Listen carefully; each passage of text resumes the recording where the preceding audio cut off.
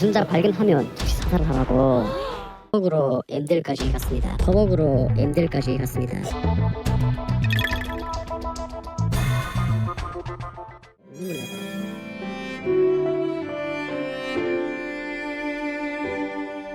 그 수가 살고 하기 진 달래 그 속에서 묻은 때가 그립습니다.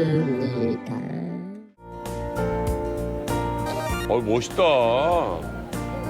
극장 멋있구나 여기. 전 무슨 대통령 1호 행사를 하는 거였어요. 북한에서 온 1호 행사 그런 느낌이었는데. 이게 사람이 얼마나 줄을 많이 섰는지 강원도가 추웠어요. 네, 6시간 전부터 줄을 섰다고 하더라고요. 아니, 전 진짜 그 대통령 주머니 다 도지고요. 온 몸을 다 수색을 해요. 본인의 안전을 위해서예요. 들어가는 그런 우리의 그런 안전을 건가요? 위해서.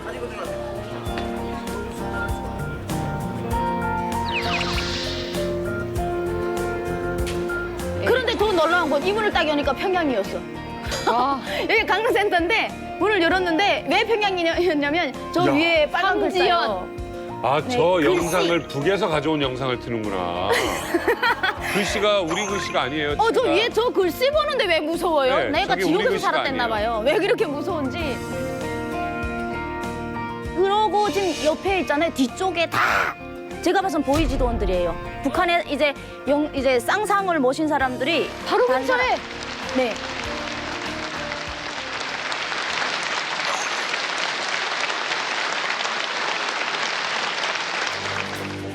여러분 반갑습니다. 우리 교향악이 통일의 새 시대를 안아올 장중한 교향곡으로 이어지기를 소망하며 지금부터 우리 상준 관현악단의 공연을 시작하겠습니다.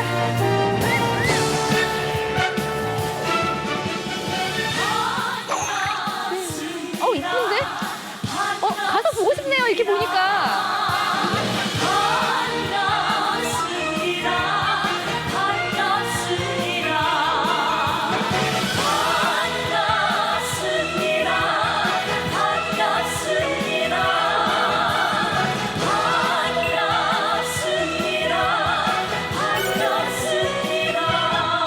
인생의 다시 없는 귀중한 시절을 이 땅에 보령 위해 그별로 새기자 달려가자 미래로 새세기를 부른다 내 나라 구멍초구 영원토록 빛내자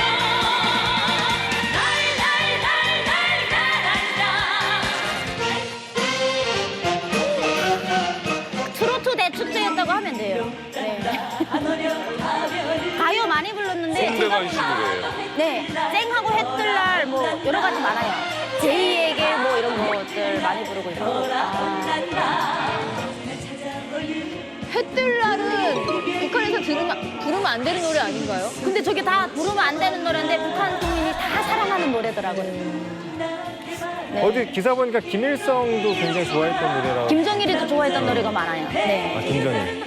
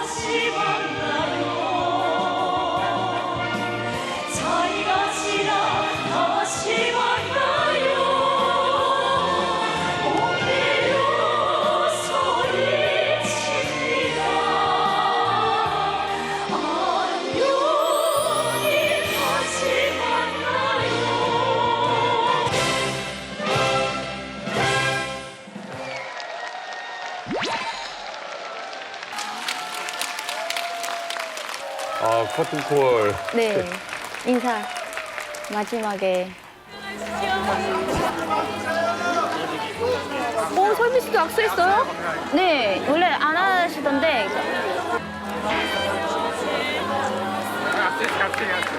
그러니까 손을 너무 자꾸 놓지 않으니까 김주영이 뭐라 했냐면 정말 덥습니다 이러는 거예요, 저보고. 그래서 말을 못했어요.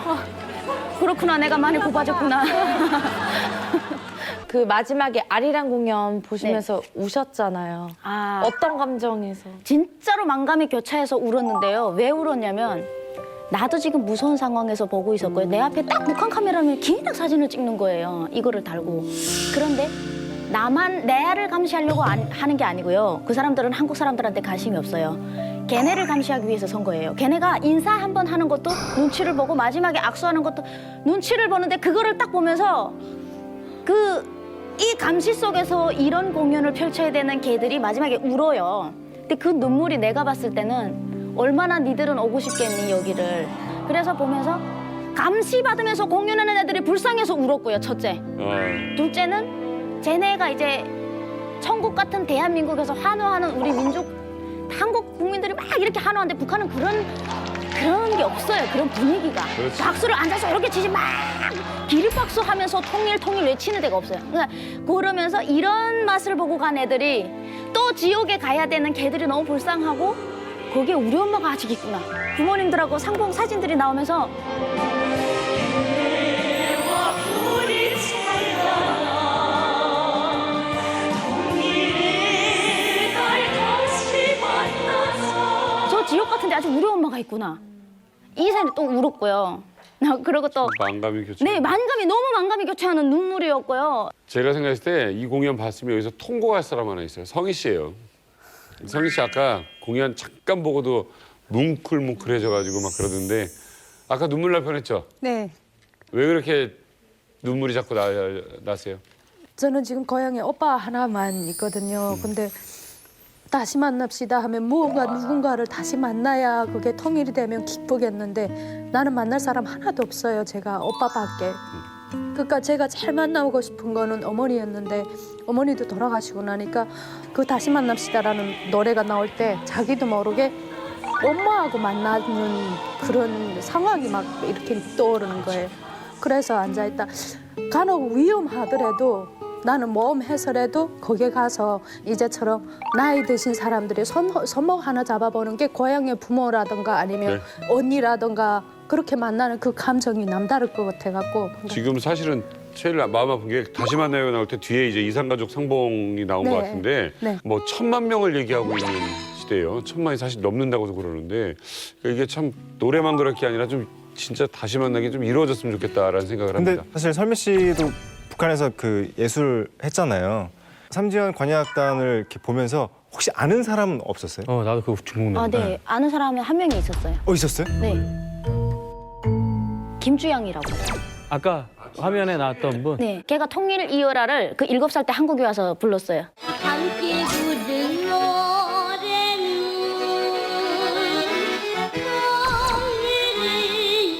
통일이여라. 누구였어요? 아까 혹시 만났습니까? 마지막에 아까 악수를 악수하다. 하고 저한테 아 정말 고우십니다 했던.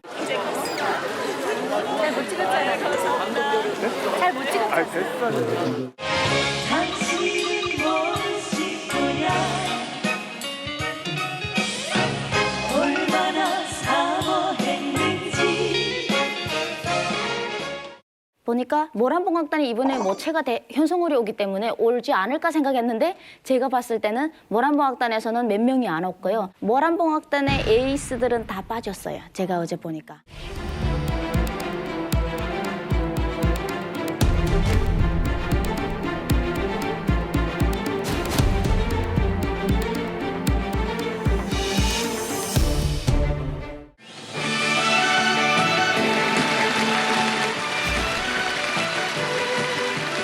내가 불렀던 노래인데.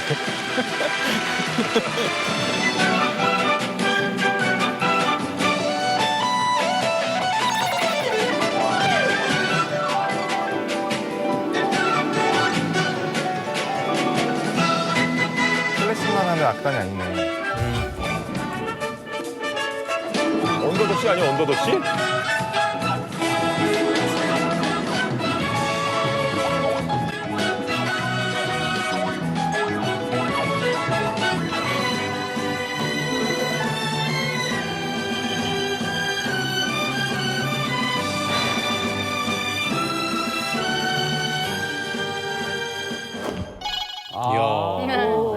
지금 대단한 그림 봤어요. 아니 근데 모란봉 악단처럼 우리가 노래하고 춤추는 악단은 좀 봤는데 이렇게 관현 악단은 처음 본 것 같아요. 근데 김혁 씨 네. 이번에 평창 대회에 굳이 모란봉 악단이 아닌 이런 삼재현 관현 악단을 보낸 이유가 있을까요? 근데 기본적으로는 이제 삼지연이라고 하는 그 이름에 새겨진 상징적인 의미를 좀 봐야 된다고 생각합니다. 왜냐면은 저희가 북한 사회 내에서 김일성, 김정일, 김정은으로 연결이 되는 백두혈통이라는 과정에 백두산을 중심으로 한 보천보가 있고요. 그다음에 그 아래는 삼지연이 있습니다. 그러니까 다시 말해서 김일성, 김정일 당시에는 보천보라고 하는 상징적인 어떤 의미를 혈통성과 연결시켜서 이제 보여줬다면 김정은으로 넘어오면서 혈통에 연결된 김정은 체제다라는 걸 보여주는 일환으로 삼지연 악단이라는 걸 이제 만들게 됐다라고 저희는 보고 있습니다. 근데 그때 보면 뭐 그런 뭐 디즈니 음악 이런 거 연주하면 원래 안 되잖아요. 북한에서 개인이 연주할 수 없잖아요. 근데 저렇게 악단이 연주해도 되나요? 그거는 이미 좀 익숙한 곡이에요. 왜냐하면 그 지방에서는 좀 덜 익숙할 수 있겠지만 그 평양의 그 교육문화 그 만수대라는 추가 채널이 있습니다. 그 만수대라는 채널에서 그 백설공주와 뭐 일곱 디즈니는. 난쟁이 그런 거를 저도 평양에서 많이 봤었어요. 그래서 평양 사람들한테 저런 음악이 낯설지 않습니다. 그리고 사실 유치원에 가면은 김일성, 김정일이 보내준 선물 동화 전집이라 해가지고 뭐 백설공주, 뭐 101마리의 뭐 강아지 뭐 이런 것들이 유치원에 비치돼 있어요. 그렇기 맞아요. 때문에 이 친구들이 익숙하게 그런 거를 알기 때문에 또 노래가 나오면은 거기에 따라 부를 수 있는 그런 정도입니다. 삼지연 관현 악단 안에서도 세계적으로 유명하고 이런 분이 있어요? 아, 삼지연 관현 악단은 지금 저희가 만들어졌기 때문에 안단 말입니다. 이 이름은. 그렇기 때문에 그 안에서는 어떤 분들이 올지는 모르니까. 삼지연 관현악단에서 가장 유명한 사람 며칠 전에 한국에 왔다 갔던 그 현성월 그분이 옛날 삼지연 관현악단의 출신이거든요. 그리고 또 그분이 이번에 그 삼지연 악단을 이끌고 오는 그 삼지연 악단의 단장이에요. 그래서 그 현성월이 가장 유명하다고 할 수 있어요. 현송월. 안녕하십니까. 고분 보도원 유현주입니다. 제가 소개해드릴 요송은 삼지연 관현악단 단장으로 한국을 방문한 현성월. 그녀가 마신 아메리카노까지 화제가 되고 있는 지금 과연 그녀는 누구인가? 저 유현주가 소개해드리겠습니다. 이름 현성월. 1972년생이냐? 1983년생이냐? 그것이 문제로다. 제가 봤을 땐 47세라고 하기엔 동안이고 36세라고 하기엔 어쨌거나 그녀의 진짜 나이는 아직까지도 꽁꽁 숨겨져 있습니다. 경력을 보면 1994년 평양음악무용대학을 졸업해 1995년도부터 왕재산 경음악단, 보천보 전자악단, 모란봉 악단을 거쳐 예술인으로 이름을 알린 현성월. 이후 준마처녀로 유명세를 타며 김정일 눈에 들었다는 썰도 있습니다. 김정은의 힘을 한껏 받아서일까요? 현성월은 노동당에서 한 자리 차지했다고 합니다. 여기서 잠깐! 현성월의 리즈 시절 안 보고 넘어갈 수 없지 않겠습니까? 네. 모두 영상으로 보시자요. 태풍 속에 옥새요 현송월이에요? 천사들을 구해하나 우리 공장 동무들 웃으며 말을 해요. 아니 글쎄 날 보고 준막한 처녀래요. 랄랄랄라라 날 보고 준마 처녀래요. 혹시 현송월 북한에서 들어본 적 있어요?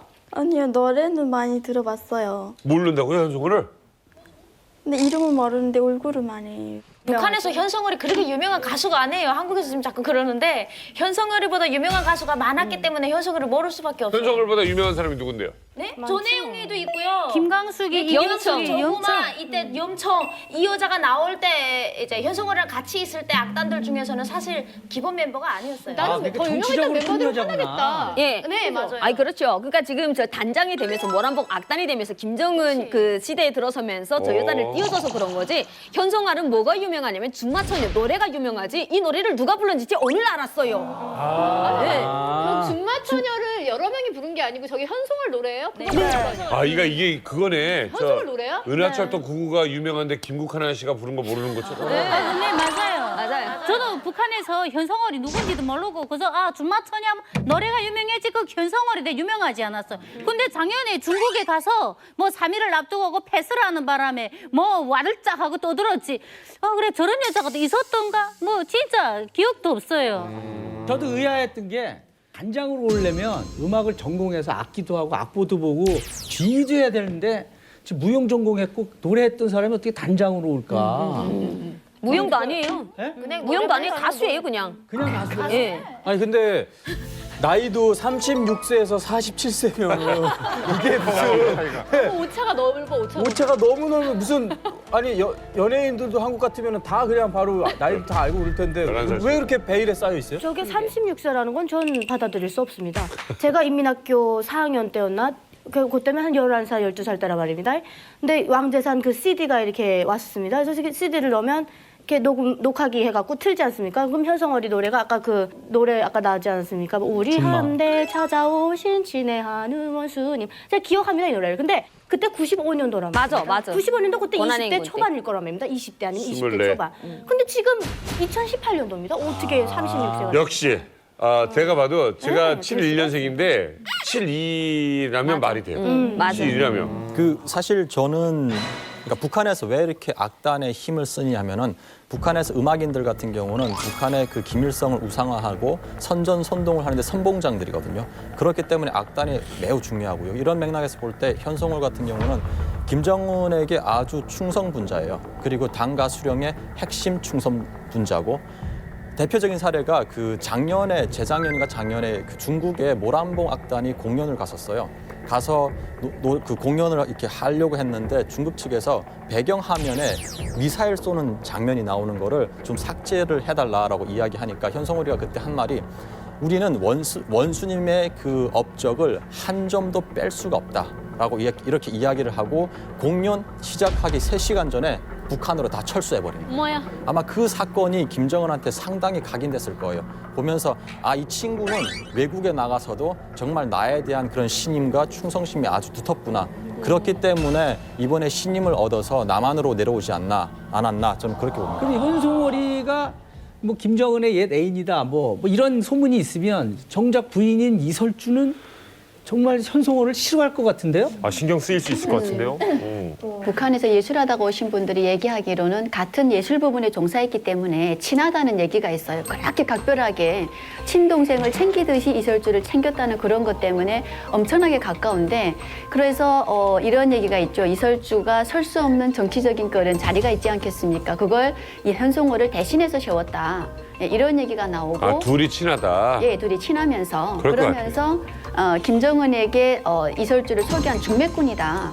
그러니까 왜냐하면 북한에서 이름 없던 가수였어요. 그죠?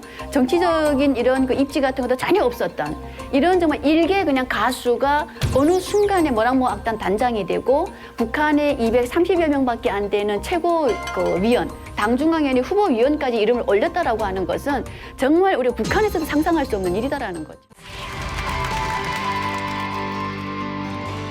동포 여러분, 형제 여러분, 이렇게 만나니 반갑습니다. 반갑습니다. 비슷한 것 같습니까? 똑같습니다. 똑같아요, 진짜. 초창기부터 문을 닫을 때까지 11년 동안 남북협력병원에서 근무하면서 우리 북한 근로자들과 많은 만남을 가졌습니다.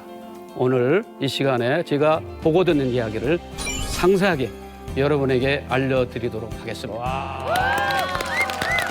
공단에서 12년이나 계셨다니 정말 대단하신데 뭘 이렇게 많이 가지고 오신 것 같아요. 이것만큼 그만큼 개성공단이 복잡했다는 겁니다, 남북. 개성공단 들어가려고 하면 바로 이웃인데도 불구하고 외국에 가는 것보다 더 복잡합니다. 그래서 제일 먼저 여권과 같은 통일부에서 발행하는 방문 등록증을 만들어야 됩니다. 그 다음에는 차량에 통행할 수 있도록 차량 운수 통행증을 또 발급받습니다. 따로 받아야 되는구나. 면허증 같은 건가요? 아니면 차에만 다니는? 아닙니다. 차량이 차에 통행할 수 있도록 차량 등록된 차량만 들어갈 수 있습니다. 그다음에 우리는 외국에 나갈 때 여권만 있으면 되잖아요. 어느 나라 통하고 이 북한만은 또 요구하는 게 뭐냐면 거기서 치료하는 사람들에게 장기 체류 등록증이라고 하는 것을 받거든요. 그럼 북한에서 만들어지는 예, 북한에서 거예요? 만든 예. 겁니다. 장기 체류 등록증이면 어느 정도 체류할 수 있다는 거예요? 기간 뭐 정해져 있지 않습니다. 얼마든지 영주권 같은 거군요. 예, 그런 거죠. 그럼 매일 집으로 안 오고 거기서 자도 되는 거예요? 예, 거기서 뭐 한 달, 뭐 2달 있어도 상관없습니다. 공단 밖으로 나가진 않는 예, 거예요. 공단 밖으로는 못 나가죠. 근데 저희가 최대한은 많이 있어서 2달 정도 있었는데요. 이렇게 있었습니다. 그 다음에 운수수단 등록증이라는 게 또 필요합니다. 아이고. 남한에서 들어갈 때는 남한 통행증이 있고요. 또 이걸로 달아야 북한 땅에 들어갈 수 있습니다. 그 다음에 이건 운전면허증입니다. 왜냐하면 개성공단에서는 그 북한 땅이기 때문에 남한의 운전면허증으로는 운전할 수가 없다 해서 북한에서 발급해준 운전면허증입니다. 여기 보면 조선민주주의인민공화국 국방위원회 인민보안부에서 그렇게 발행한 그런 운전면허증입니다. 따로 운전면허 시험을 북한에서 보신 거예요? 보지는 않고 우리가 가지고 있는 면허증을 보여주면 거기에서 이제 이 발행하는 대금만 지불하면 이것을 발행해 줍니다. 그래서 제가 이거 이제 타고 다니면서 북한 면허증 가지고 있는 사람 있으면 나오라고 그래. 이제 하고 자랑. 그리고 우리 차량이라는 것을 멀리서 볼 수 있게 황색 깃발을 꽂고 운행할 수 있습니다. 이것이 붙어 있지 않으면 들어갈 수가 없습니다. 구분하기 위한 겁니다. 그 깃발을 다는 것도 그렇고. 그래서 이제 여기 보면요, 이런 식입니다. 요게.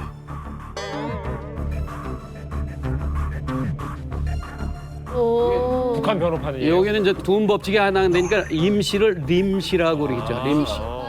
림시 번호. 요거를 해가지고 앞뒤에 다 우리 번호판을 가리는 겁니다. 요게 이제 기간이 처음에 1년이었는데 2년에 이제 한 번씩 바꾸는. 보여주셨던 그 북한 번호판만 있으면 개성공단에 갈 일 있을 때 번호판을 떼서 붙이고 그냥 들어가면 되는 거예요? 아니죠. 뭐 휴대폰 맡겨야지, 저 블랙박스 떼어야지, 내비게이션 떼어야지. 절차가 이제 복잡하고요. 그 다음에 이게 이제 일정을 미리 등록을 해서 들어가는 타임이 있잖아요. 8시 30분 타임, 9시 타임. 그 시간 전에 못 들어가면 왔다가 도로 가야 됩니다. 시간도 못 차려. 야, 그러면은 내 차를 가지고 가는데 미처 주유를 못했어요. 예. 돌아올 때 기름이 없어. 그러면 어떻게 합니까? 개성공단에 주유소가 있습니다. 있어요? 괜한 걱정하셨구나. 그 주유소는 그럼 기름값 되게 비싸겠네요. 죄송한 얘기지만 여기보다 쌉니다. 면세기 때문에. 거기는요, 술도 면세고요, 담배도 면세입니다. 가사지. 오늘 아주 재밌는 거 많이 주시네요. 자, 지금 개성공단에서 11년 동안 근무를 하셨다고 하니까 참 놀랐습니다. 네. 자, 근데 어떻게 해서 개성공단에서 근무하시게 됐어요? 부산에 있는 이제 의사들이 중심으로 한 의료 봉사단체가 생겼고, 아무래도 환자가 발생하고 하니까 진료소가 필요하다 해서 진료소를 세웠는데 한 3개월씩 이렇게 자원봉사 체제로 운영을 하면서 봉사를 했는데 저희가 이제 3번째로 가게 되었습니다. 3개월만 하려고 하다가 이 분단의 현실, 또 북한의 현실 보면서 이 역사적 현장에서 조금만 힘이지만 내가 뭔가 통일에 기여해야겠다고 하는 생각으로 3개월이 3년이 되고 하다 보니까 11년이 되었습니다.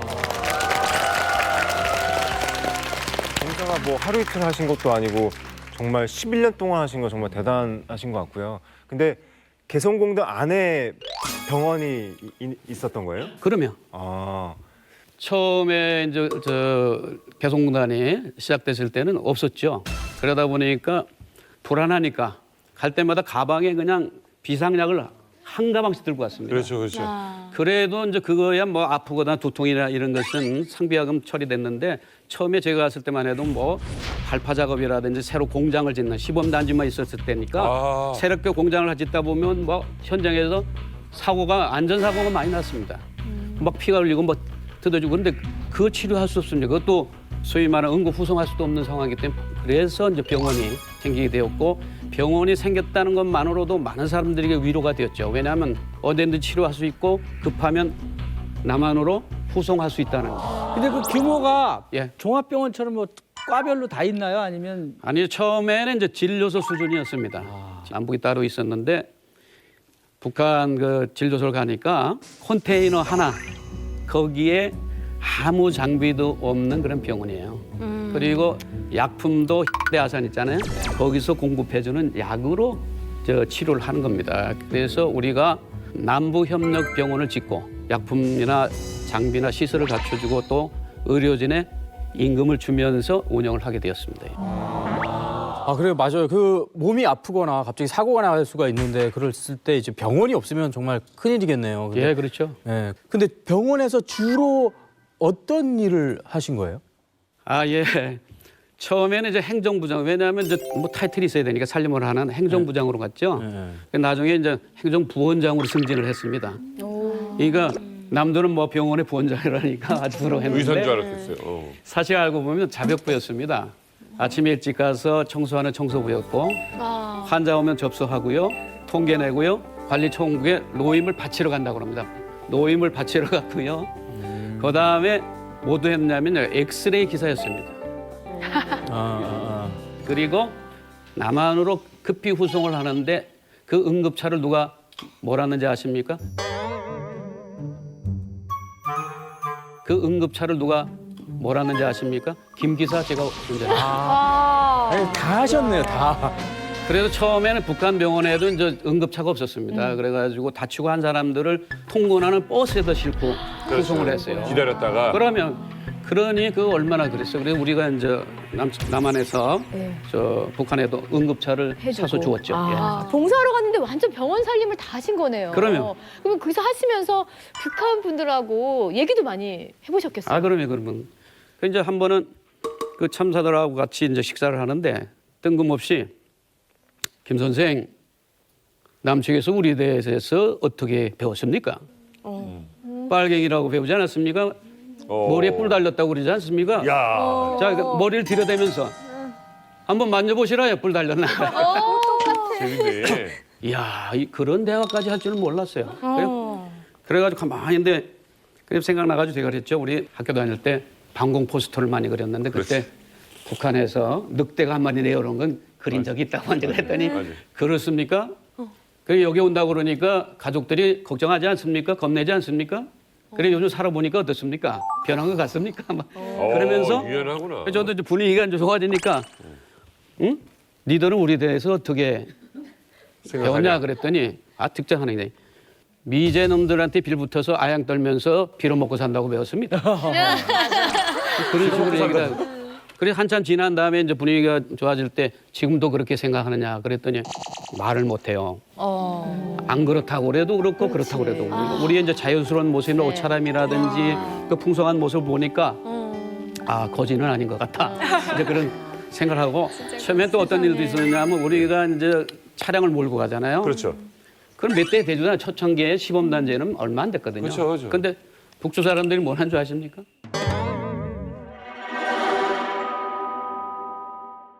우리에게 시위하려고 남측에 있는 차 다 몰고 왔습니까? 그래서 이제 제가 긍정적으로 하면 이제 선전이 되니까 올라갈 때마다 막 짜증을 냅니다. 이거 오늘도 오는데 말이야. 차가 막혀가지고 말이야. 내 청주에서 말이야. 서울을 지나는데 말이야. 하늘이 시커멓고 막 코가 왜 그랬습니까? 차 때문에 그러지 뭐 차 때문에. 차가 몇 대나 됩니까? 한 2천만 내야 된다는 거죠. 자랑하면 안 되니까. 그래서 뭐 이렇게 연기가 난다 그러니까 또 매연 때문에 못 살겠어.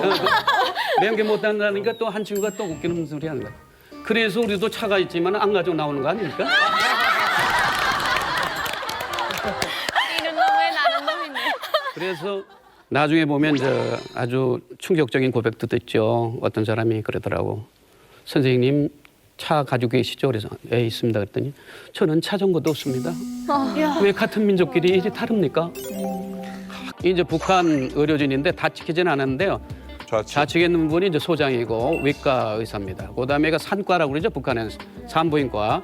그다음에 그 두 여성 동무는 이제 간호사 동무들이고 우측에는 내과 의사 동무입니다. 그 우리가 처음에 올라간 거는 우리가 북한 근로자들 다 진료하려고 했습니다. 그런데 저 사람들은 우리에게 진료받는 걸 원치 않고 왜냐하면 우리도 의료 수준이 세계 수준인데 그래서 세계로부터 많은 의사들이 배우러 오는데 왜 우리가 남한 의사에게 진료합니까? 이래가지고 근데 그것도 문제지만은 진료를 하다 보면 개인적인 대화가 되잖아요. 그리고 아프다는 것은 취약점입니다. 장점이 아니고 고려할 것이 아니잖아요. 환자가 많다고 하는 것은 우리가 그만큼 취약하다는 걸 보여주는 거기 때문에 우리 남한 의사하고 만나는 걸 꺼려야 해서 그렇게 해서 소위 말하는 남북협력병원을 진 겁니다. 그래서 우리 남한 병원에도 2명의 의사가 파견돼 왔고 북측 의사들이 그다음에 북한 간호사들이 2명이 또 충원이 돼가지고 북한 의사 2, 북한 간호사 2명이 함께 진료를 했습니다. 약품은 남한 걸 쓰고. 예. 자, 다음 사진은요. 어머 예쁘다. 요 이제 북한 간호사들입니다. 왼쪽에 있는 뭐 이름 밝힌 뭐 강동모고 우측에 있는 분은 유동모입니다. 성격도 좀 다른데 환자가 없을 이제 오후 시간이나 쉬는 시간에는 이렇게 기타를 치면서 노래를 불러요. 그냥 기타를 뭐 여기도 보니까 동무들 다 손풍금 뭐 기타 잘 치는데 저도 그러고 부르면 뭐 완전 합창단이죠. 그리고 노래를 부르면서 가끔 초청을 합니다. 왼쪽에 있는 강동무가 선생님이 이리 와보십시오. 이 노래는 특별히 배워서 사모님께 불러주면 좋아할 것입니다. 그래서 무슨 노래나 그랬더니 안해의 노래. 안해 노래. 저 사람들은 아직도 고를 씁니다. 안해. 네. 안에 있는 태양. 북한 의사분들하고 남한 의사분들하고 같이 진료를 했다고 하는데 그 어떤 식으로 같이 진료를 하신 거예요? 북한 의사들은 북한 근로자들을, 또 남한 의사들은 남한 근로자를 진료하는데 장기 입원을 거기는 할 수가 없고요. 바로 이제 후송을 하죠. 참 안타까운 일이 있었는데 이제 북한 여성을 한 20대 초반의 여성 근로자가 왔는데 세 개가 이렇게 프레스해가지고 덜렁덜렁 하는데 접합 수술을 해야 되잖아요. 네. 그리고 이제 수술을 한다고 하면 뭐로 해야 돼요? 마취 주사를 맞아야죠, 그죠? 진통 주사를 놔야 되는데 그것도 놓지 않고. 그럼 뭘로 해야 돼요? 의료 수술 칼로 해야죠. 그것도 안 하고 뭐냐면 전기줄을 끊는 립바 있죠? 립바로 뚝뚝뚝. 그래 우리 남쪽 저기들이 막 할 때 저 와 그랬더니 뭐라고 하십니까 당당하게?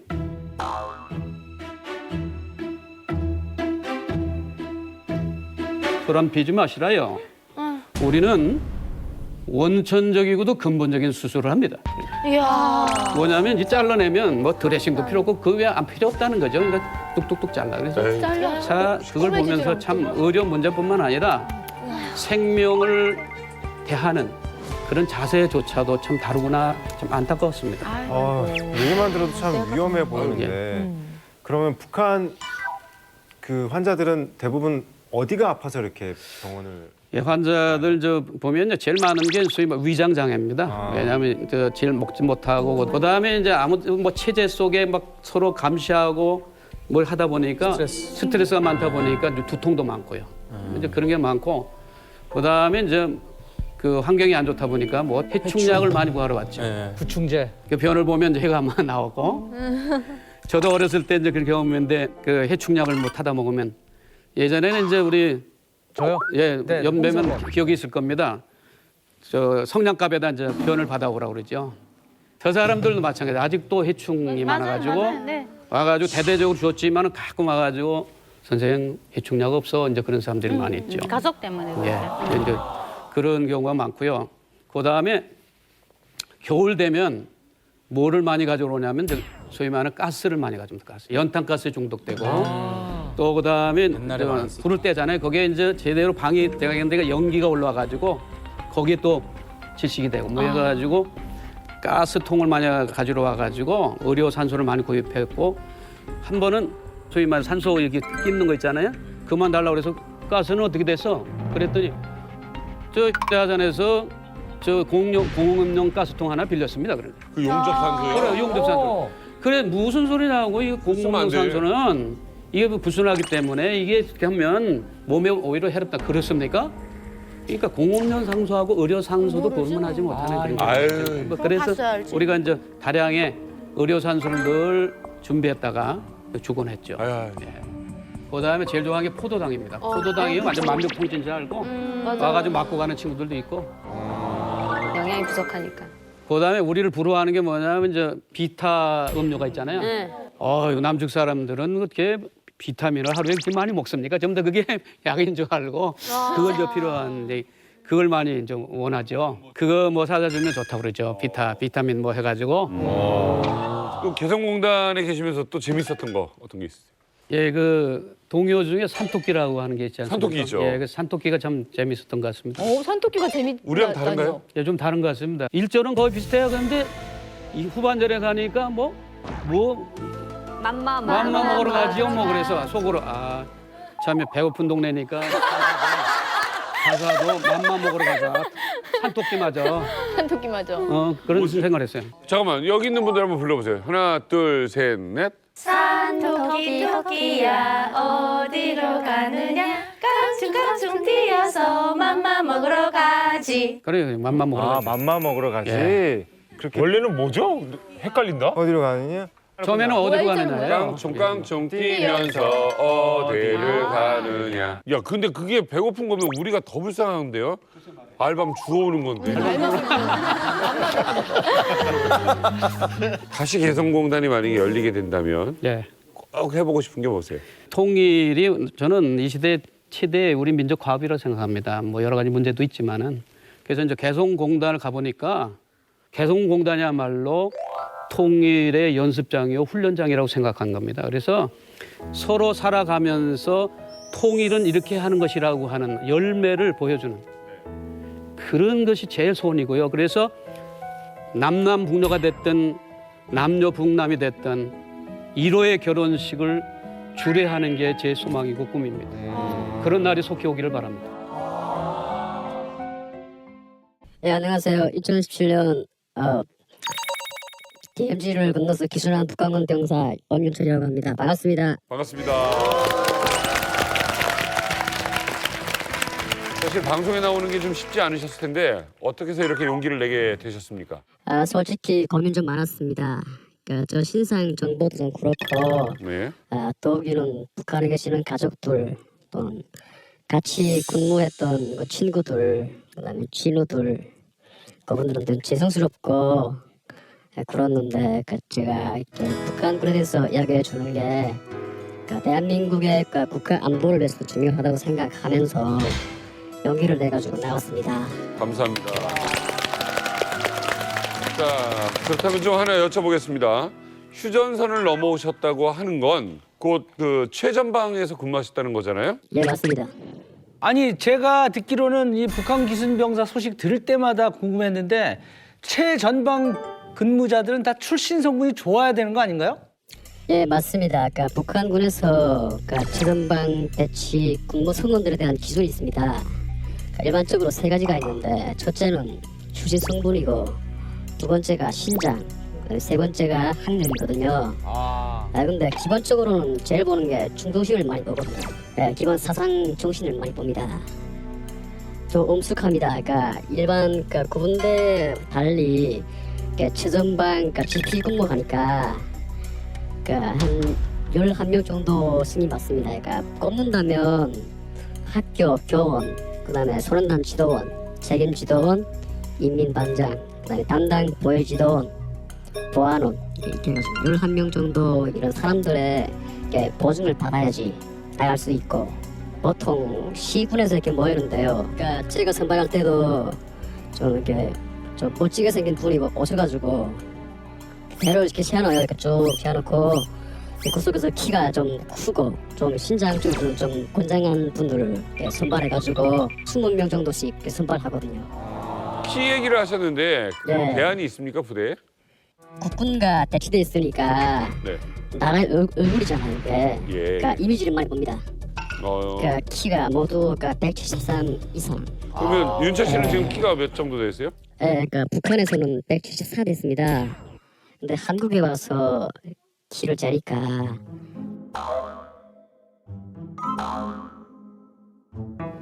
178이 나왔습니다.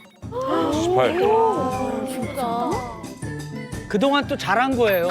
네, 그러니까 컸다고 해서 3cm 컸습니다. 진짜? 대박. 어린 나이에 왔으니까. 어린 나이네요. 그 이만갑에서 뵌 군인분들 중에 가장 키가 크신 것 같아요. 감사합니다. 정말 죄송한데 제가 호기심이 많아가지고요. 예. 어떻게 생기셨는지 잠깐만 보겠습니다. 어우.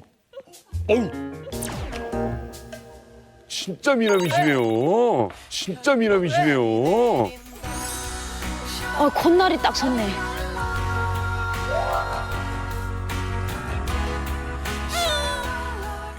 윤철 씨께서도 충성심이 좀 높은 집안 출신이신 거세요?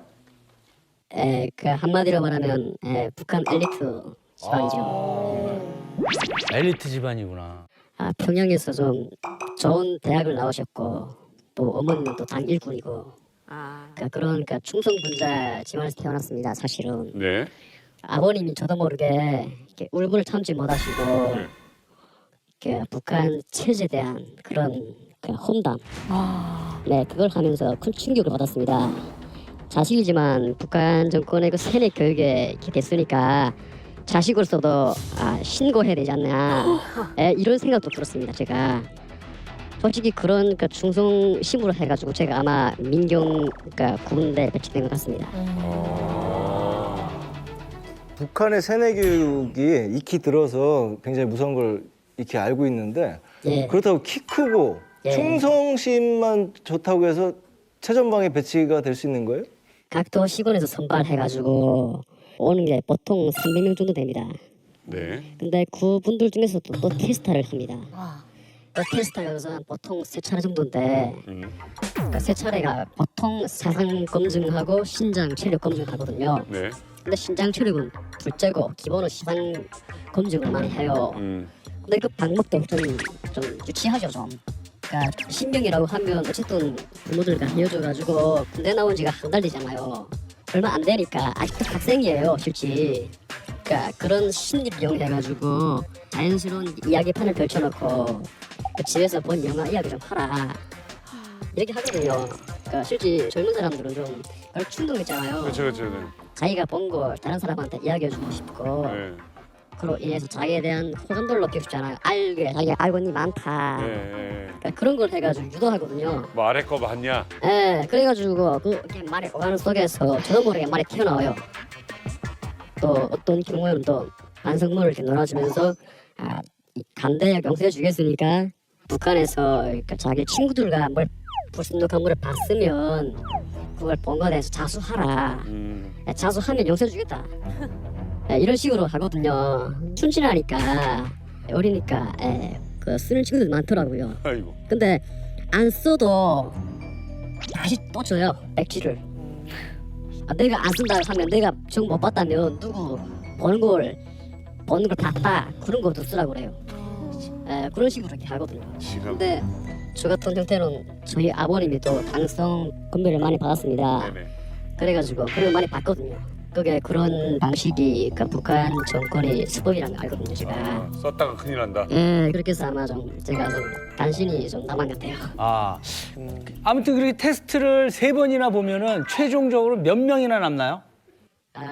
저희 기수에서 300명이 신병 교육 받았습니다. 최종적으로 배치된 건 80명입니다. 80명.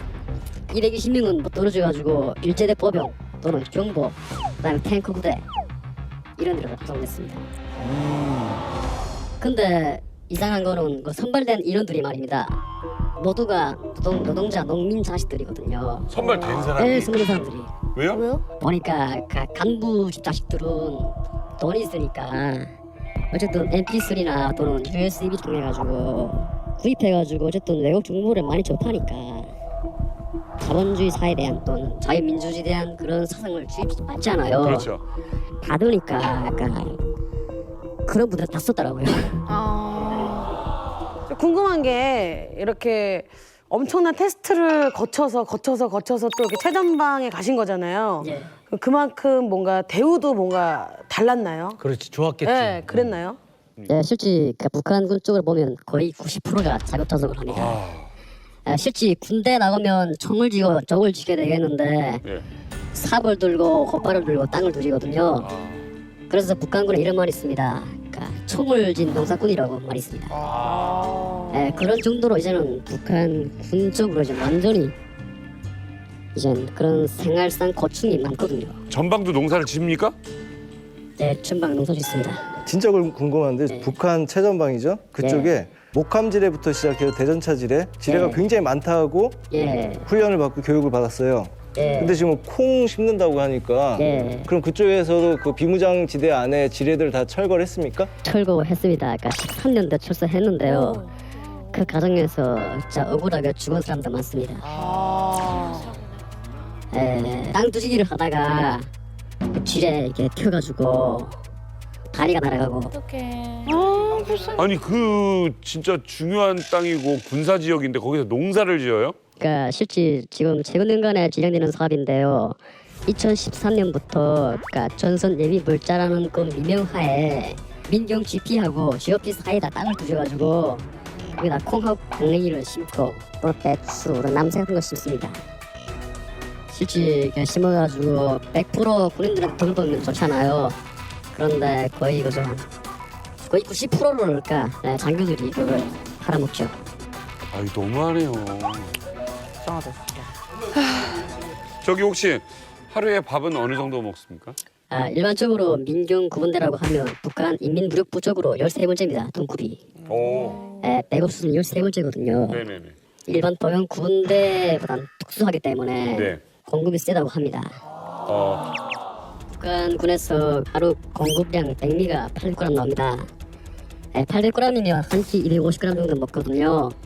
근데 장교들의 절도 그런 걸 해가지고 그러니까 실제 수분까지 합쳐가지고 거의 한 끼당 100g 정도 됩니다. 100g이요? 네, 100g. 네.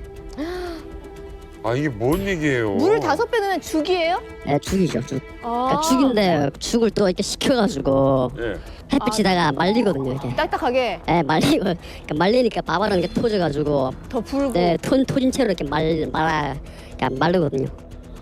저기 그러면 얼마 전에 왜 JSA 그 판문점에서 오다가 왜 진짜 총 맞고 그랬던 병사 얘기 들으셨죠? 네. 옥수수만 먹은 것 같다라는 그 소견이 있었잖아요. 근데 어떠셨어요 그 뉴스 보고? 저는 그게 별다르지 않다고 자연스럽다고 생각했습니다. 최전방에 지키는 군인들의 식생활도 그런 정도인데 일반 보병 중대, 일반 보병 연대 수준이야 어떡하겠습니까? 뻔하지 않아요. 뻔하거나. 아니 왜냐면 키 큰 군인들을 뽑는다는 게 이제 보이기 위한 게 많이 있는 거잖아요, 사실은. 네, 맞습니다. 그럼 이 사람들은 잘 먹여야 되잖아요. 그치. 유지를 시켜주려면. 그런데 세상에 그렇게 안 먹여요? 네, 안 먹입니다. 근데 궁금한 건 그렇게 먹고 이 일을 할 수 있나요? 그러니까 힘이 나는지 궁금해요. 그래서 말하는 북한군은 아무리 영양실조 만나도 종인 하나 가지고 살거든요. 깡으로 살지.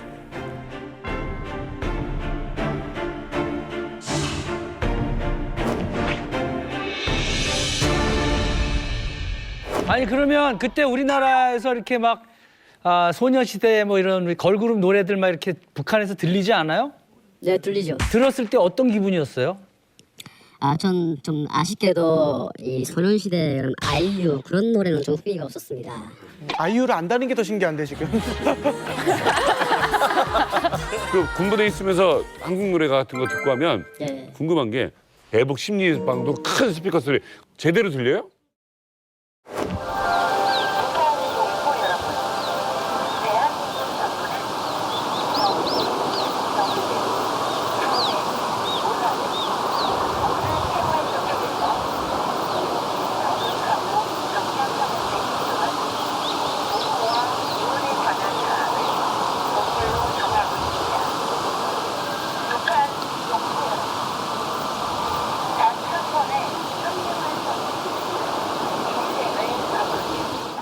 예, 들었습니다. 실제 이게 하는 걸 이렇게 방송된 걸 들었습니다.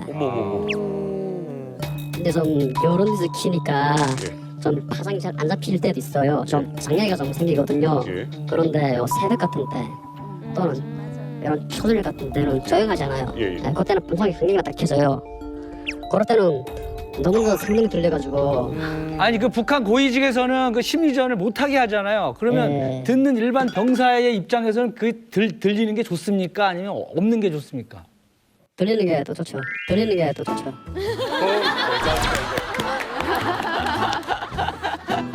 아니, 나는 이 스피커 방송이 북한군은 되게 싫어하는구나 생각했더니 사병들은 오히려 있는 게 좋고 안심하고. 그러니까 못하게 하지 못하게 막.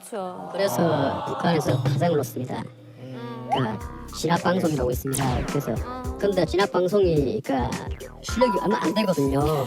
그러니까 한국 방송을 진압할 만한 힘이 없습니다.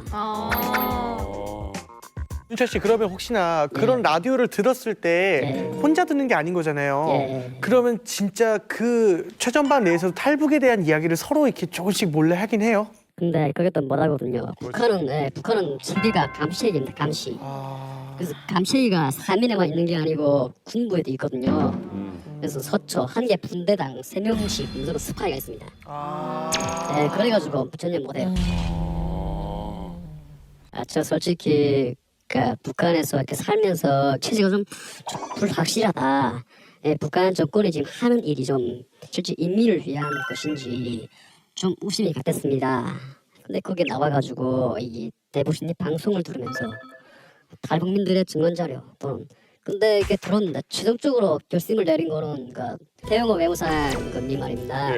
구분의 그 실제 탈북 스토리를 들으면서 최종적으로 완전히 북한 정권에서는 이제 더 이상 가망이 없다는 걸 인지하고 최종적으로 탈북을 결심했습니다. 저도 최전방을 나왔는데 우리 측에서도 북측으로 B라 그러니까 전단지를 보내셨습니까? 그거 혹시 보신 적 있으세요? 예, 많이 봤습니다. 우리 쪽에서도 북한에서 보내는 거 많이 보거든요.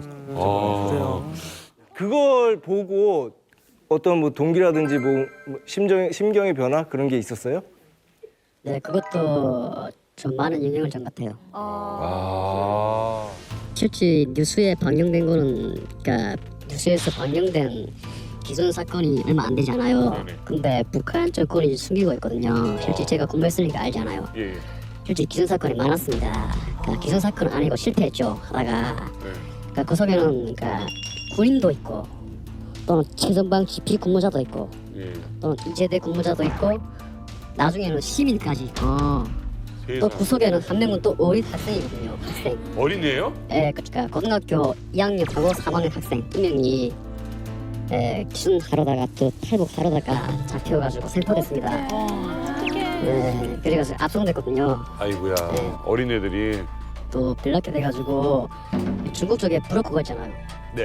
이제는 어떻게 된 판인지 이제 DMZ 쪽에도 이제 일종의 브로커라고 특징 지는 그런 게 생기거든요.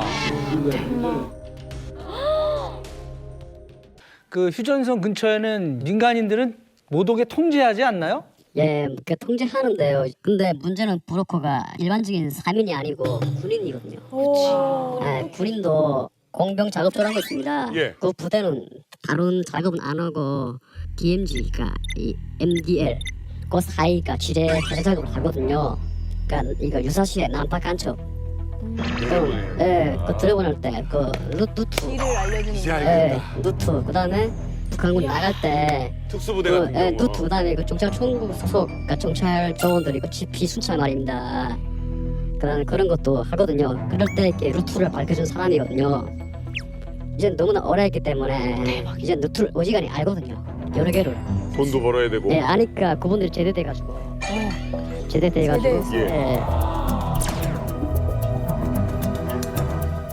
그 이번에 판문점 병사가 넘어올 때 바로 실탄 사격을 해서 우리가 유엔 정전 협정 위반이다, 실탄을 보유하지 못한다, 그것 때문에 좀 이게 있었잖아요. 근데 지금 그 GP에서 그 근무 시간에서는 그 임무 과정에 도주하는 탈북자를 사살하라가 지금 첨부됐다라고 해요, 요즘에. 근데 그게 확실한지. 확실한 게 아니고 완전히 공시가 됐습니다. 2013년도부터 기순자 발견하면 즉시 사살을 하라고. 이미 전에는 발견하면 유도해가지고 생포하라고 그래요. 근데 이제는 무조건 사살.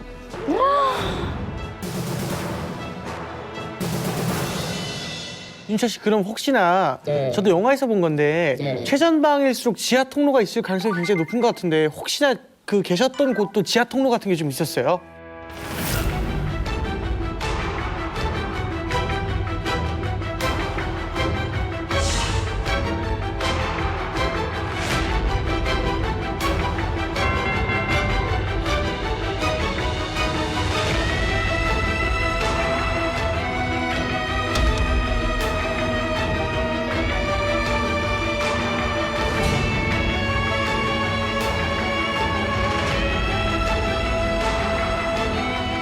지하 통로가 있죠.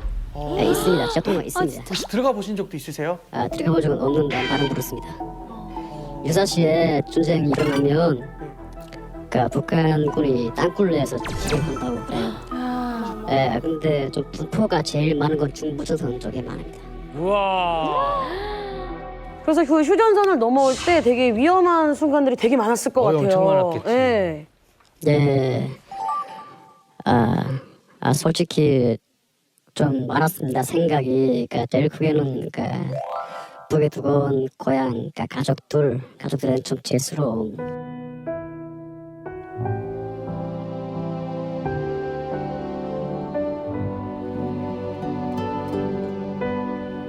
생사를 같이 하던 친구들에 대한 또 죄속함. 네, 그런 것들로 해서 심리가 좀 복잡했고요. 또 넘어오는 과정에서도 기대 때문에 또 정말 가다가 죽지 않을까 하는 그런 생각도 많이 했습니다. 그래서 좀 어쨌든 심리가 복잡한 것 같아요.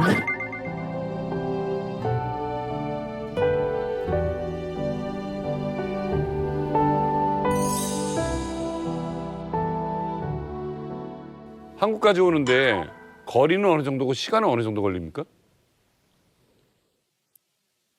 그래서 거리 따지면 보통 2km 정도 됩니다. 2km. 터벅으로 MDL까지 갔습니다. 포복으로요? 포복으로? 대박이다.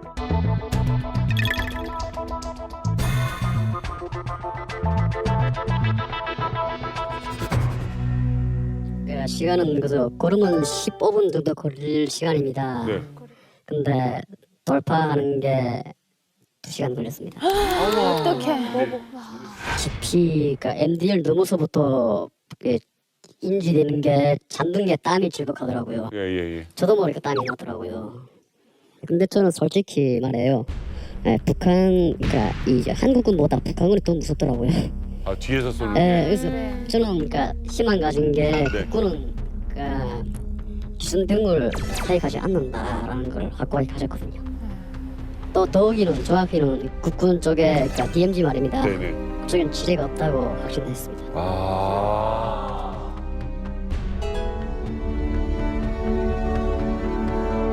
혹시나 최전방에 계실 때 한국 노래 좀 들으신 게 있으면 무슨 노래 좋아하셨는지 여쭤봐도 될까요?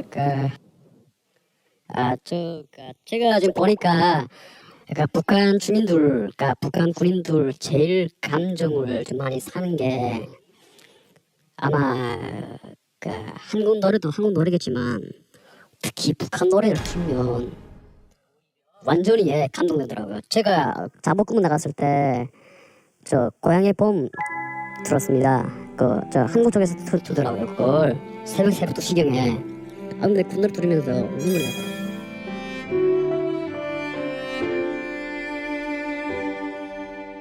수가 살고 하기 진 달래 울긋 꽃에 사귀진 달래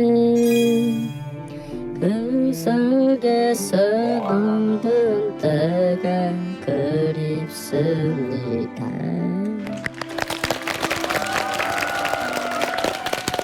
소연 씨는 왜 이렇게 눈물이 나세요? 어린 친구들이 그 가족을 남겨두면서 그 아픔을 안고도 탈북하잖아요. 예. 또 많은 탈북민들이 또 이렇게 탈북을 했고 아마도 마음속에는 언제 고향에 돌아갈까라는 가족을 언제 만날 수 있을까라는 그런 마음을 아마 다 안고 살아갈 것 같아요. 일단 뭐 같은 군인으로서 이 친구는 그 뭐 민경 쪽에 그쳤던 거, 나는 해안 그쪽에 서초라면 이 친구도 알아듣겠는데 그쪽에서 가지고 친구가 이야기할 때 좀 많은 부분이 되게 공감됐습니다. 그러니까 이 친구가 어떤 생각을 하면 넘었고 지금에 와서 어떤 생각을 하고 있는지 되게 좀 잘 알고 그냥 친구한테 뭐 한국도 만만치 않으니까 힘내서 열심히 살라 그냥 그 말만 한마디 해주고 싶습니다. 감사합니다. 윤철 씨 하나만 여쭤볼게요. 예. 고향 생각이 언제 제일 많이 나세요? 혼자 있을 때 좀 생각나요. 혼자 있을 때 해수욕장에 가가지고 예. 제가 친구들과 해수욕을 하고프고 예. 좀 먹고픈 거는 어머님이 해주는 음식을 먹고픕니다. 예.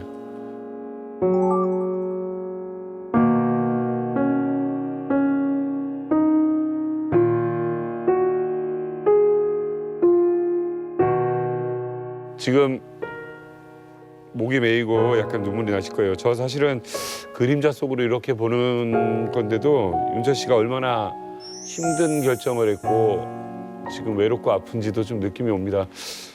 대한민국에서 생활하시면서 요즘 어떻게 지내고 계십니까?